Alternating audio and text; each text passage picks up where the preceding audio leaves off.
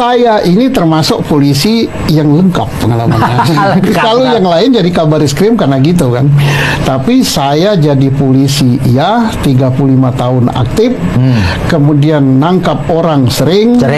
Meriksa orang sering, nahan orang sering, ikut di dalam penyusunan undang-undang, saya ikut. Saya mewakili Polri di dalam penyusunan undang-undang tentang KPK. Ikut. Tentang uang. Teroris ikut, pencucian uang ikut, RUU TNI ikut, polisi ikut. Banyak sekali, hampir 30 undang-undang. Kemudian saya ditangkap dengan undang-undang itu juga, direkayasa. Jadi nggak ada orang polisi ditangkap. Saya ditangkap di bandara pernah, ditangkap di Bandung pernah, gitu. Kemudian dikeluarin lagi, tangkap lagi. Tahan.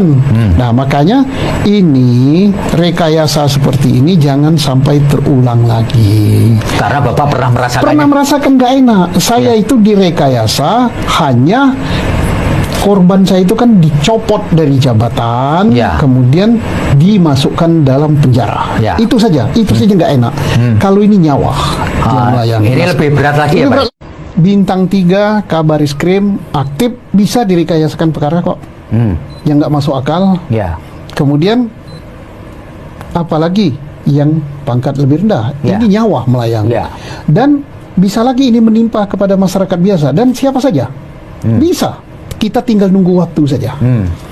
Nah sekarang bintang 3 seperti saya sedang jabat Kabarisskrim, itu bisa direkayasa. Mungkin ada yang bertanya, kok bisa Pak Suno? Itu Pak tanya, kok bisa? Ya bisa saja, direkayasa. Siapa nggak bisa? Kan Pak Mahfud sendiri pernah dalam suatu kesempatan mengatakan bahwa mafia peradilan, atau apa istilahnya, saya lupa ya. Manakala penyidik dalam ini Polri, penuntut, dalam jaksa, hakim sudah bersepakat, ya jadilah itu barang pengacara. Menurut saya, dan saya tidak pernah menandatangani berita acara, saya tidak pernah melakukan itu. Tapi saya bisa jadi kan ditangkap. Loh, Pak Suno bisa banding. Loh, saya banding. Kasasi ya, PK ya, sampai sekarang 12 tahun, 10 tahun PK saya nggak diputus. Ya, mudah-mudahan Mahkamah Agung dengar ini. Nggak diputus sampai sekarang. Kalau diputus silakan, mau diputus dijatuhi hukuman, misalnya memperkuat pengadilan sebelumnya, silakan. Saya setuju, saya nggak dendam kok. Sama orang yang merekayasa perkara, saya nggak dendam. Yang penting publik tahu apa yang saya lakukan. Nah, terus bersepakat, iya. Saksinya, saksi saya kan polisi semua. Iya betul, anak buah Bapak ya. Anak buah saya banyak. Terus kenapa dia mau? Loh, saya ini masih ada atasan lebih tinggi. Kalau yang lebih bertinggi, lebih berhak ngaturnya. Kalau dia nggak mau, dia dicopot dan sebagainya, ya pasti nurut dong. Nah, kemudian saya dituduh makan duit pemilu ya. Yang bagian keuangannya yang dituduh bersekongkol dengan saya nggak masuk. Kok dalam tuduhannya bersama-sama, tapi sendirian. Begitu mau divonis, 2 hakim dari 3 hakim yang nyidangkan saya tidak memvonis saya karena dia alasannya mau pindah, padahal mundur kan.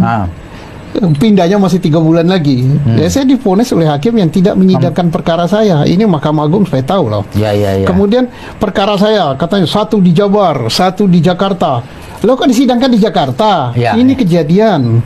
Kemudian saya divonis tingkat banding atau tingkat apa lupa saya, dengan berkas yang bukan berkas saya. Nomor perkara itu bukan berkas perkara saya, perkara orang lain. Jenis perkaranya berbeda, tapi saya divonis dengan berkas itu. Namanya bukan saya. Itu terjadi pada saya.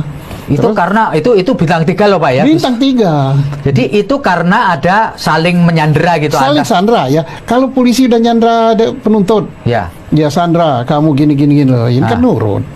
Kalau penuntut nyandra ini nurut. Ya kan Pak Mahfud kan begitu bilangnya. Ini bukan saya loh. Pak Mahfud yang Menko Polhukam dalam suatu pidato gitu. Kalau manakala aparat sudah bersepakat, ya jadilah itu barang.